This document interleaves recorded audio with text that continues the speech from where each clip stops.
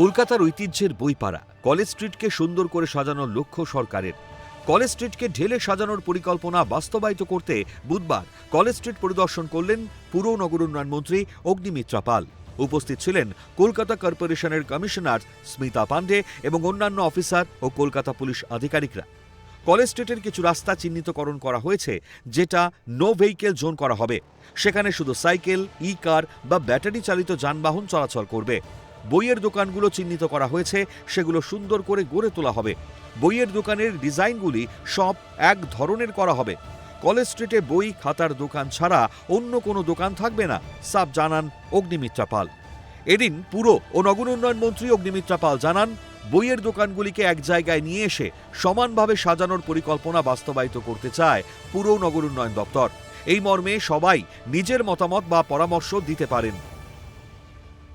কতগুলো দুপাশে কতগুলো দোকান আমরা অ্যাকোমোডেট করতে পারবো, দোকানে ডিজাইন গুলো এক হবে।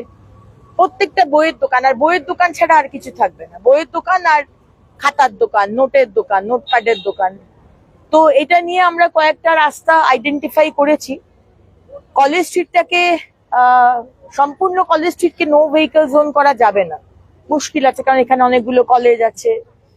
এক ধারটা যদি কিছু করা যায়, এরকম অনেক কিছু প্ল্যান আমরা করেছি, আপনাদেরও জানালাম।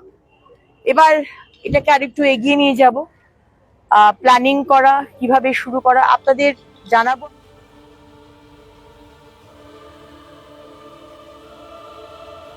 পাশাপাশি এদিন পার্ক সার্কাসের 7 পয়েন্ট সংলগ্ন বেনিয়াপুকুর থানা অন্তর্গত এলাকাও পরিদর্শন করেন পুর নগর উন্নয়ন মন্ত্রী। সেখানে একাধিক ফুটপাত দখল করে চলছে রমরমা ব্যবসা। ফুটপাতে জায়গা নেই সাধারণ মানুষের যাতায়াতের, এমনকি ফুটপাতের দুধার দখল করে বসতি স্থাপন করেছেন সাধারণ মানুষ। পরিস্থিতি দেখে মন্ত্রী অগ্নিমিত্রা পালের কড়াকড়ি নির্দেশ, ফুটপাতের দুধার দখল করা চলবে না, একদিক ফাঁকা রাখতে হবে।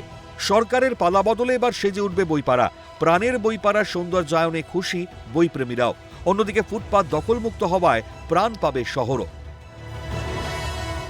ক্যামেরায় প্রসন্ন নস্কর, সুদীপ্ত দত্তের সঙ্গে খালেদ জামাল, রেশমি দাসের রিপোর্ট, ক্যালকাটা নিউজ।